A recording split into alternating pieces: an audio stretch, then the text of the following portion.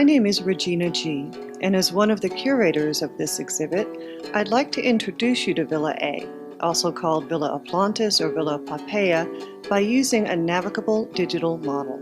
This model, the only one of its kind for a building from antiquity, was created as a research and study tool by the Aplantis Project, working with the Visualization Lab of King's College of London. In the last room of the exhibition, there are computers installed with the digital model. As I hope you'll find out for yourself, it's a wonderful way to explore the richly decorated spaces and complex layout of this luxurious villa. The model creates Villa A as it is today.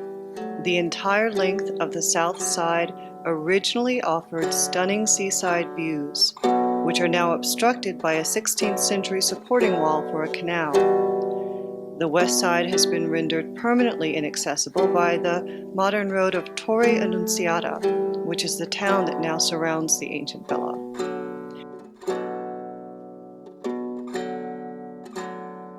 Still, using the model to move through the surviving rooms, which number over 100, it is possible to get an experiential sense of the magnificent and sprawling seaside residence. I'm going to guide you through selected spaces, beginning in the oldest section of the villa and then moving towards those along the truncated west side, because this way I can show you a number of the rooms that were selected for recreation by the museum as part of our exhibit. All of the rooms have numbers, which were assigned to them on a plan by the original archaeologists, and which are also used in the exhibit descriptions and the catalog.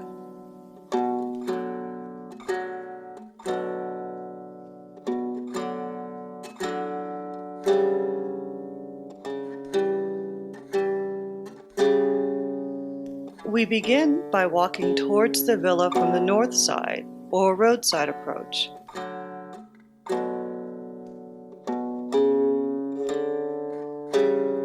If we look left, we can see off in the distance an enticing length of the 180-foot swimming pool along the east wing.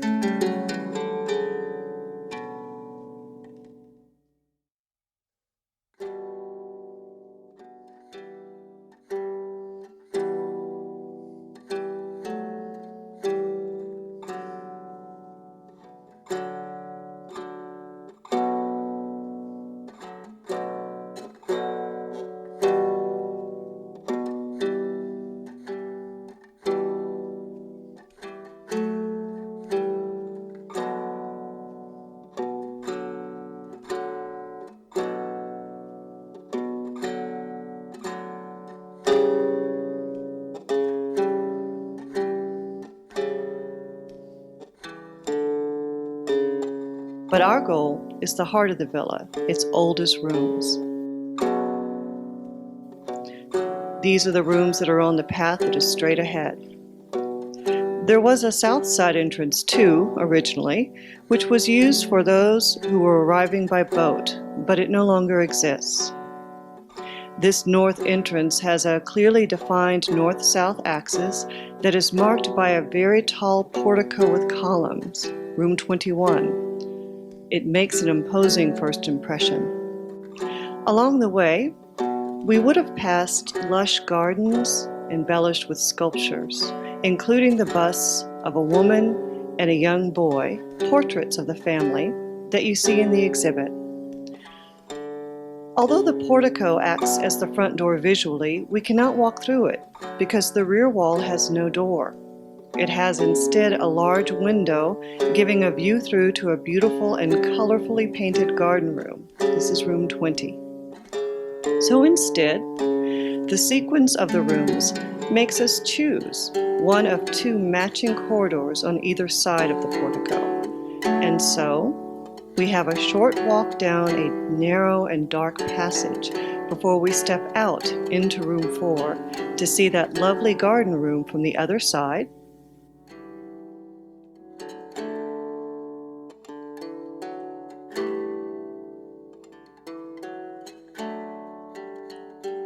And then to our left, the atrium, the space that traditionally functioned as the principal reception room and the one where the head of household greeted visitors.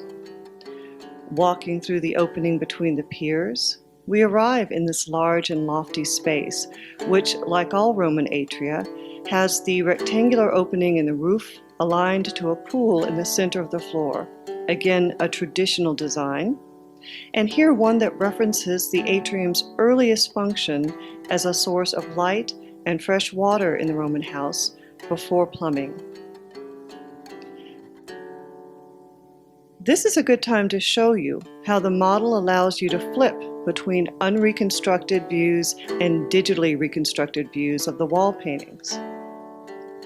You can also turn on and adjust the daylight mode and shadows to get a sense of how natural light affected the experience of these spaces during the course of a day.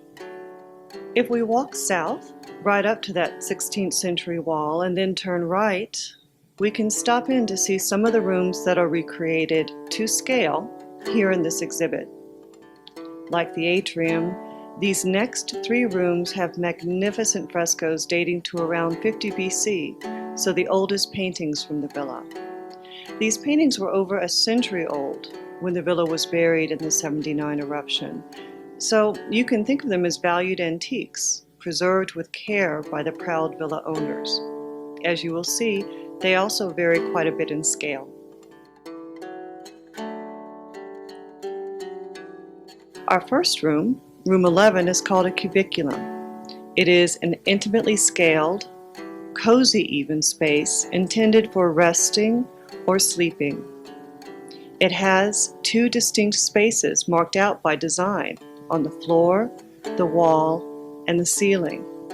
Each space, a large alcove, held a single reclining couch.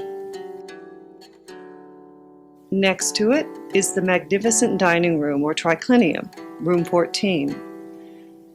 The glowing, colorful, and complex frescoes wrap around three of the walls, while the fourth wall is largely open and originally offered a view of the sea to diners who reclined on couches around the edges of the room. The room next to it, Room 15, is called an oikos. It's a kind of reception room, and it too offered an expansive sea view to the south. Even though the west wall has been cut off by that modern road, we have fresco fragments from this wall that were uncovered by excavation, and so you can see them in this exhibit even though the source wall is gone forever. The surviving east wall is the tallest wall we have in any private residence, any house or villa that survives from Pompeii and the surrounding Bay of Naples. Stepping out of Room 15, we can look briefly into a more functional kind of space. This is Room 7. It is the earliest kitchen of the villa.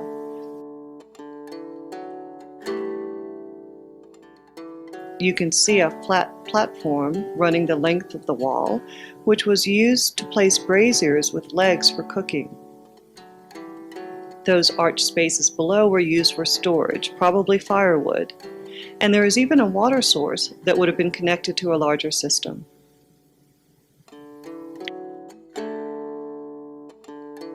Right next door to the kitchen, the owner had the luxury of a beautifully decorated private bath suite, a series of interconnected rooms adjusted to different temperatures by means of a hypocaust heating system that made use of the fire in the kitchen and pushed hot air through hollow spaces beneath the floors and between the walls.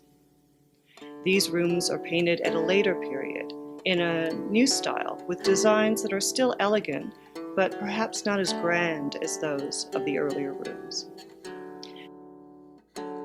If we walk over to Room 18 and look down, we can see a remnant of this heating system. Room 8, next to it, seems to have been the caldarium, the hottest room for bathing, originally. Room 8 also gives us a lesson about how rooms were sometimes redesigned at the villa over the course of time. The door you're looking at was not here originally. It is much too big for a heated room as it would let the hot air out.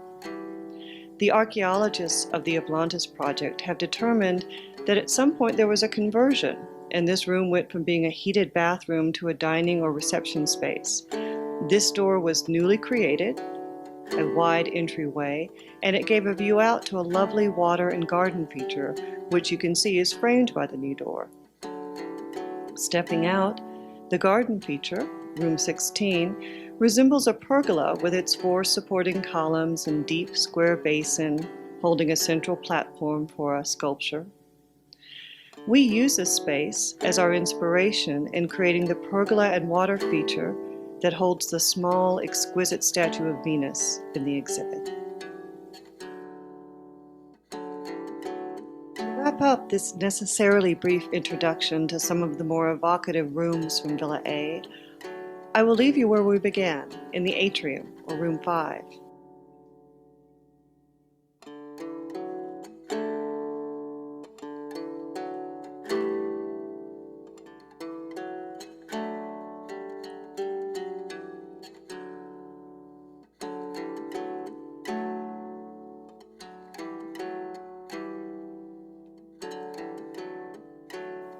I will invite you to use the model to return to these spaces and enjoy them at your own pace, and also to explore the enormous East Wing, which we've not even yet visited, with its marble-clad dining and reception rooms, vibrant garden rooms, and 180-foot swimming